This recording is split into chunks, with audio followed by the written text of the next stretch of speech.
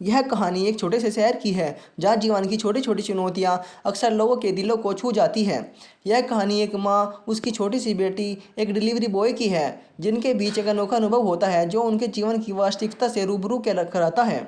शहर के एक कोने में एक साधारण सा परिवार रहता था, जिसमें एक माता पिता और उनकी 6 साल की बेटी थी। इस बार उनकी बेटी का छठा जन्मदिन था और माँ ने इस मौके पर अपनी बेटी के लिए खास केक ऑर्डर किया था। बेटी का जन्मदिन उसके लिए सबसे महत्वपूर्ण दिन था और माँ चाहती थी कि उसकी छोटी राजकुमारी के चेहरे पर इस दिन सबसे बड़ी मुस्कान हो। सुबह से ही घर में तैयारियां चल रही थी। माँ ने घर को सजाया हुआ था, उसकी पसंदीदा गुब्बारे लाए और ढेर सारी मिठाइयाँ बनाई। उसने सोचा था कि जब केक आएगा तब पूरे परिवार के साथ मिलकर वे जन्मदिन मनाएंगे। उनकी बेटी इस दिन का बेसब्री से इंतजार कर रही थी, क्योंकि उसे केक काटना और जन्मदिन के गाना गाना सबसे ज़्यादा पसंद था। शाम हो गई और जन्मदिन का समय नज़दीक आता जा रहा था। माँ ने शहर के सबसे अच्छे बेकरी से केक मंगवाया था। उसे उम्मीद थी कि डिलीवरी समय पर हो जाएगी और उनकी बेटी खुशी से अपना केक काटेगी। लेकिन घड़ी की सुइयां लगातार आगे बढ़ रही थी और केक अब तक नहीं पहुंचा था। बेटी ने कई बार अपनी माँ से पूछा, माँ केक कब आएगा, मुझे अपना केक काटना है। लेकिन माँ के पास कोई जवाब नहीं था। वह कई बार बेकरी वाले को कॉल कर रही थी, लेकिन डिलीवरी बॉय से कोई स्पष्ट उत्तर नहीं मिल रहा था। आखिरकार रात हो गई। बच्ची के इंतजार की सीमा पार हो गई। वह धीरे धीरे थक कर सो गई। उसकी माँ ने एक हल्की सी उदासी थी और वह अपना जन्मदिन ठीक से नहीं मना पाई। उसकी माँ का दिल भी टूट गया था, क्योंकि उसकी बेटी की खुशी अधूरी रह गई थी। रात करीब 10 बजे केक डिलीवरी बॉय आया। जब उसने दरवाजे पर दस्तक दी तो माँ ने तुरंत दरवाज़ा खोला। उसकी आंखों में गुस्सा था, क्योंकि उसकी बेटी अब सो चुकी थी और उसका जन्मदिन का जश्न भी अधूरा रह गया था। माँ ने गुस्से में कहा, इतनी देर क्यों हो गई? तुम जानते हो कि मेरी बेटी का जन्मदिन था और अब वह सो चुकी है। तुम्हारी वजह से उसका दिन खराब हो गया है। डिलीवरी बॉय ने विनम्रता से माफ़ी मांगी, लेकिन उसके पास कोई ठोस जवाब नहीं था कि वह इतनी देर क्यों हो गया। वह सिर्फ इतना कह पाया, मुझे खेद है मैम, लेकिन माँ के लिए यह काफ़ी नहीं था। वह बहुत नाराज थी। वह समझ नहीं पा रही थी कि कैसे एक डिलीवरी बॉय ने इतनी देरी हो सकती है। उसने और भी कठोर शब्द कहे, तुम्हारी माफ़ी से मेरी बेटी की खुशी वापस नहीं आएगी। तुम्हें अपनी जिम्मेदारी समझनी चाहिए। माँ की नाराज़गी के बीच अचानक डिलीवरी बॉय का फ़ोन आया बजने लगा। वह फ़ोन उठाने में थोड़ा संकोच कर रहा था, लेकिन माँ के गुस्से के बीच उसने फ़ोन उठाया।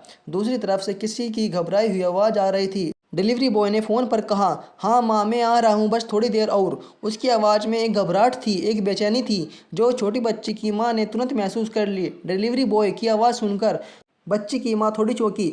उसने पूछा, क्या हुआ भाई, तुम इतनी घबराहट में क्यों हो? डिलीवरी बॉय ने थोड़ी देर चुप्पी साधी, फिर बोला, मैम मेरी माँ बहुत बीमार है, मुझे उन्हें अस्पताल ले जाना था, लेकिन मैंने पहले आपकी डिलीवरी को पूरा करने को सोचा, क्योंकि ये आपके लिए महत्वपूर्ण था। यह सुनकर उस छोटी बच्ची की माँ अचानक पिघल गई।